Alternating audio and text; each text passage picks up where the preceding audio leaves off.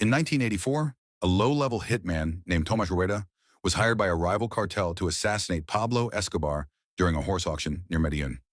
Armed with a hidden pistol and a plan to shoot from the crowd, Tomás got within 10 feet of Escobar, but he never pulled the trigger. Why? Because Escobar turned and looked directly at him, like he already knew. Seconds later, Tomás was grabbed by sicarios, dragged into a van, and taken to an unknown location. Everyone assumed he'd be tortured and killed, but Escobar did something no one expected. Instead of punishing him, he asked him a question. "What were you going to do after you killed me?"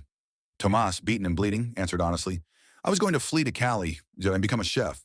Escobar stared at him for a long time, then laughed. 3 days later, Tomás wasn't dead. He was cooking breakfast in Escobar's kitchen. Escobar didn't just spare him, he gave him a second chance. He said, "Anyone who gets that close to me deserves to be close to me." Tomás became Escobar's personal chef, living inside the estate, cooking all his meals, and even preparing private dishes for high-level meetings. But here's where it gets even crazier. Over the next 5 years, dozens of poisoning attempts were made on Escobar through food, and every time Tomás was suspected. Yet each time, he passed lie detector tests. He even once ate half of Escobar's steak to prove it was safe.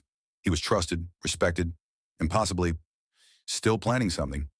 One night in 1991, Tomás suddenly vanished. No goodbyes, no body, just gone. Rumors exploded. Some say he fled with secrets that could have taken down the entire cartel.